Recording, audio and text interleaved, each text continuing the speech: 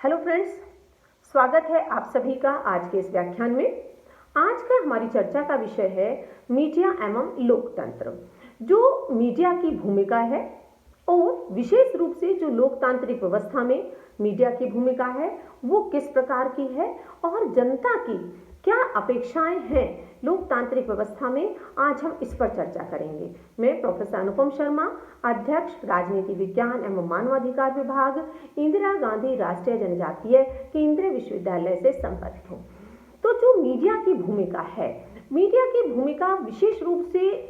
सूचनाओं के प्रदान करने में, लोगों को मनोरंजन प्रदान करने में और इसी के साथ साथ जो जनता है उसको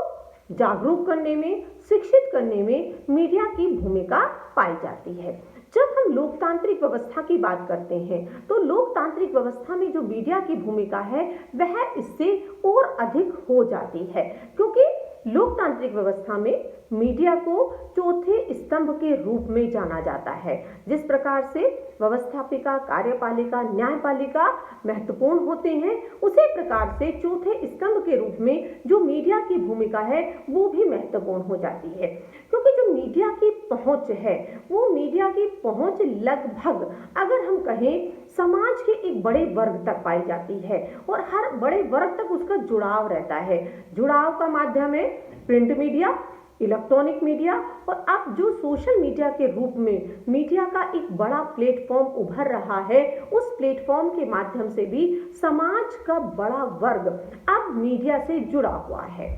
मीडिया जैसे जैसे संचार एवं सूचना प्रौद्योगिकी का विकास हो रहा है वैसे वैसे ही मीडिया का भी विस्तार होता जा रहा है। मीडिया के माध्यम से जहां सूचनाएं बहुत तीव्र गति से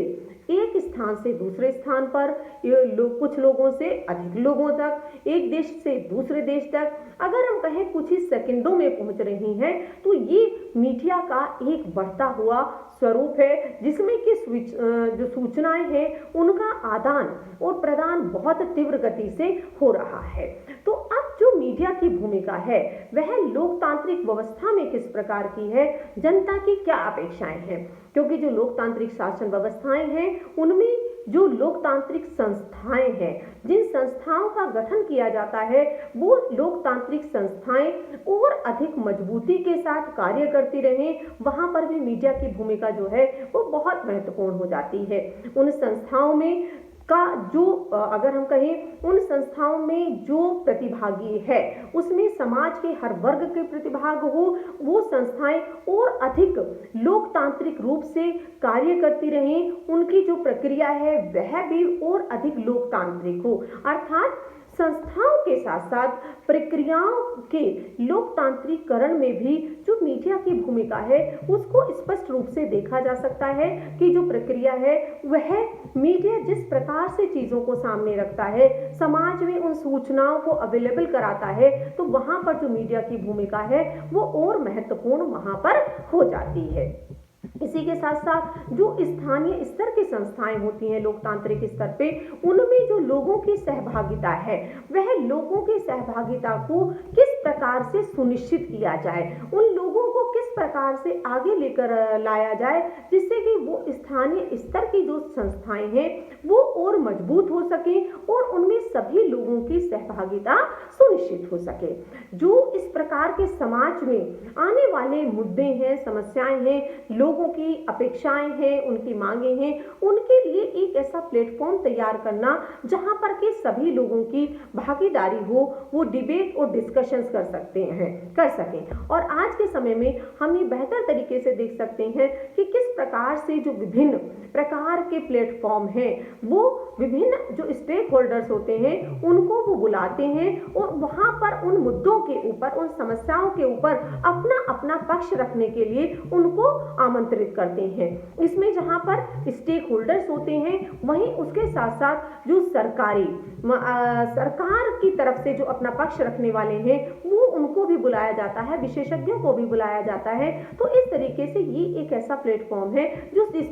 जिसके माध्यम से अधिक लोगों को एक साथ लाकर जोड़ा जा रहा है और जोड़ने के साथ साथ जो डिबेट और डिस्कशंस होते हैं उनके जो अगर हम कहें परिणाम है या उससे जो निकल कर आता है उसको सरकार तक पहुंचाने का भी प्रयास किया जाता है। लोकतांत्रिक व्यवस्था में जो मीडिया की भूमिका है वह है नागरिकों को जो सरकार के द्वारा जो भी सूचनाएं, जो भी नीतियां, कार्यक्रम बनाए जाते हैं उनको पहुंचाना, क्योंकि जो मीडिया है वह मीडिएटर का भी काम करता है, जनता के और सरकार के मध्य है। तो जहां पर जनता की मांगे, अपेक्षाएं हैं उनको सरकार तक पहुंचाता है, तो वहीं सरकार के द्वारा जो भी डिसीजंस लिए जाते हैं उनको प्लेटफॉर्म प्रदान करते हुए अधिक से अधिक जनता तक वो पहुंचाता है। यद्यपि सरकारी मशीनरी के द्वारा भी ये कार्य किया जाता है, परंतु जो मीडिया है, मीडिया का जुड़ाव या फैलाव जिस प्रकार से समाज के बड़े वर्ग तक होता है, वहां पर जो मीडिया की भूमिका है वो महत्वपूर्ण हो जाती है। और हमने देखा जो कोरोना ये महामारी है, इसके दौरान मीडिया ने किस प्रकार से लोगों को सचेत करने का, जागरूक करने का, सरकार के द्वारा जो गाइडलाइन समय समय पर दी गई उनको लोगों तक पहुंचाने का कार्य जो है वह बखूबी किया था। और मीडिया ने लोगों को और सरकार को एक बहुत ही बेहतर प्लेटफॉर्म प्रदान करने का कार्य किया था। इसी के साथ साथ जो मीडिया की भूमिका है वह उन क्षेत्रों में भी हो जाती है कि जो इस तरीके के जहां पर क्षेत्रीय असमानता है, विकास अभी नहीं पहुंचा है, तो उनसे संबंधित मुद्दों को उठाकर लाना, उनको पब्लिक प्लेटफॉर्म प्रदान करना, जिससे कि उन मुद्दों को उन पर डिबेट और डिस्कशन हो सके, सरकार तक उन्हें पहुंचाया जा सके, सरकार का ध्यान आकृष्ट किया जा सके। और बहुत सारे मामलों में देखा गया है कि जहां पर मीडिया के द्वारा इस तरीके के विषयों पर चर्चा कराई गई है, सरकार ने उन चीजों को ध्यान उन पर दिया है और उन पर कार्यक्रम, नीतियां बनकर भी सामने आ रहे हैं। इसी के साथ जो सामाजिक जन जागृति के प्रोग्राम हैं उनमें भी मीडिया की भूमिका है। मीडिया के द्वारा जहां महिला सशक्तिकरण पर निरंतर बल दिया जा रहा है, महिलाओं के अधिकारों को जागरूक करने के लिए जो निरंतर कार्यक्रम चलाए जा रहे हैं, जहां पर उनको बढ़ावा दिया जा रहा है, वहीं बच्चों से संबंधित जो भी सूचनाएं हैं उनको भी समाज तक पहुंचाया जा रहा है। समाज का वर्ग, अगर हम कहें दिव्यांग या और इसी तरीके के वृद्धों के लिए जो भी कार्यक्रम है उनको भी मीडिया के द्वारा बहुत बेहतर तरीके से रखा जाता है, उन पर डिस्कशंस कराए जाते हैं। समाज में होने वाले महिलाओं के, बच्चों के विरुद्ध जो अपराध हैं उनके माध्यम से भी सरकार का समय समय पर इस तरफ ध्यान आकृष्ट करते हुए हम प्रोग्राम देख सकते हैं। अर्थात लोकतंत्र में यदि हम मीडिया की भूमिका की बात करें तो यह भूमिका एक सजग प्रहरी की है। उसे हर समय सजग रहना होता है, समाज में क्या चल रहा है उसको लाना, जो सूचनाएं उपलब्ध कराई जा रही हैं वो सूचनाएं सही हो, जो घटनाएं दिखाई जा रही हैं वो सही हो।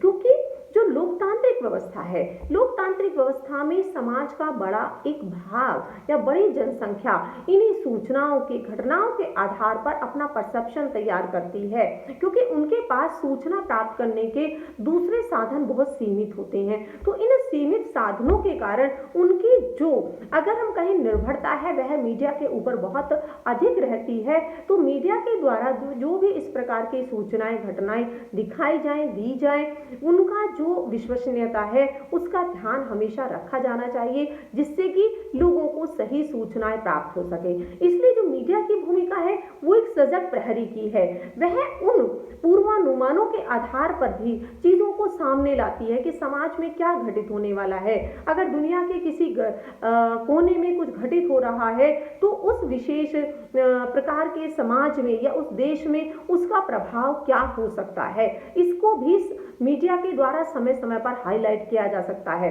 कर जा रहा है। अगर हम वर्तमान संदर्भों में देखें तो जो श्रीलंका में आर्थिक संकट चल रहा है, तो मीडिया के द्वारा भी इसको अपने विभिन्न चैनलों के माध्यम से, विभिन्न कार्यक्रमों के माध्यम से उभारा जा रहा है, उस पर डिबेट और डिस्कशन कराए जा रहे हैं कि अगर इस तरीके की परिस्थितियां होंगी तो किस प्रकार की आर्थिक चुनौतियां आने वाले समय में हो सकती हैं। अर्थात मीडिया जो वर्तमान में चल रहा है उन घटनाओं की सूचना तो देता ही देता है, लेकिन भविष्य के लिए जो अनुमान है उनमें भी वह अपनी सूचनाएं देता है। इसी के साथ आप सभी का बहुत बहुत धन्यवाद।